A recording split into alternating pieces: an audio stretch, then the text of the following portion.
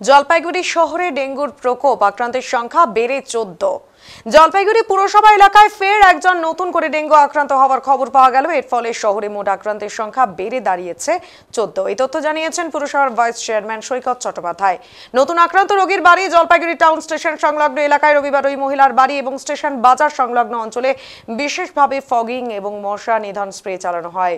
Dengue মোকাবিলায় পুরসভার পক্ষ থেকে এই উদ্যোগ গ্রহণ করা হয়েছে। পুরসভার ভাইস চেয়ারম্যান জানিয়েছেন, শহরের ভেতরে কোথাও শুয়োরের খাটাল রাখা আইনত নিষিদ্ধ। পাশাপাশি তিনি সবাইকে সতর্ক করে বলেছেন, ডেঙ্গুর প্রকোপ রুখতে প্রতিটি নাগরিককেই সচেতন হতে হবে এবং বাড়ির আশেপাশে জমে থাকা পরিষ্কার জল দ্রুত ফেলে দিতে হবে। সৈকত বলেন, পুরসভা যুদ্ধকালীন তৎপরতায় ডেঙ্গু মোকাবিলায় কাজ করছে। আমরা আজ স্টেশন বাজার সহ আক্রান্তের বাড়ি এবং আশপাশের এলাকায় ফগিং করেছে। এ পর্যন্ত শহরে আক্রান্তের সংখ্যা 14 হলেও কোনোভাবেই যাতে আর তা বৃদ্ধি না পায় তার জন্য সর্বোচ্চ প্রচেষ্টা চালানো হচ্ছে। পুরসভার পক্ষ থেকে নিয়মিত মশা নিধন কর্মসূচি হাতে নেওয়া হয়েছে। পাশাপাশি সর্বসাধারণকে আশপাশের সমস্ত পরিষ্কার রাখা, জমা জল না রাখা ইত্যাদির সম্পর্কে সচেতন করা হচ্ছে।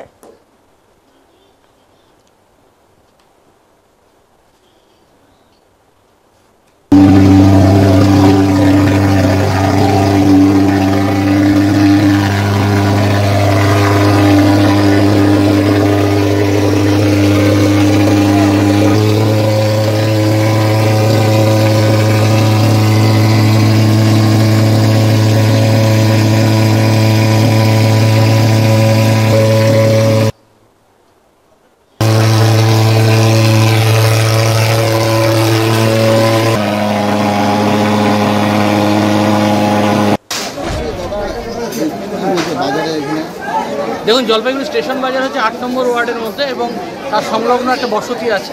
সেখানে একজন ভদ্রমহিলা 35-36 বছর বয়স হবে, সে ডেঙ্গুতে আক্রান্ত হয়েছে। আপনারা দেখেছিলেন যে কোভিডের সময় আমি নিজে দাঁড়িয়ে থেকে জলপাইগুড়ি পৌরসভা প্রতি মানুষকে সার্ভিস দিয়েছিলাম।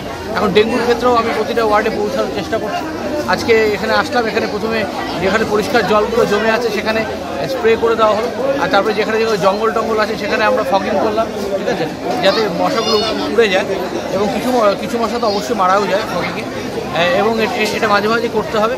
আর আমি যেটা দেখলাম এখানে যে কেউ খাটাল রেখেছে, দেখুন শুয়োর ব্যবসা বা খাটাল রাখা শহরের মধ্যে বেআইনি, এবং এখানে এই সব থেকেই ময়লা জমে, ময়লা থেকে ম্যালেরিয়া হয়, আরও জেনেটিক রোগ হয়, আর পরিষ্কার জল থেকে ডেঙ্গু হয় এডিস মস্কুইটো। তাই মানুষকে সজাগ হতে হবে, নিজের এলাকা নিজেকে পরিষ্কার পরিচ্ছন্ন রাখতে হবে। আর জলপাইগুড়ি পৌরসভা যুদ্ধকালীন তৎপরতায় রয়েছে ডেঙ্গু রুখতে, কারণ এখন অবধি কোনো আউটব্রেক হয়নি ঠিকই, কিন্তু এখনও কিন্তু প্রায় 14টা কেস হলেও ডেঙ্গুতে পজিটিভ। এটাও তো একটু ভাবার মতো বিষয় রয়েছে। দেখুন, এই ইনল্যান্ড ফিশারিজ অ্যাক্টে পৌরসভার এখতিয়ার আছে এই পুকুরের পুকুরে হস্তক্ষেপ করা।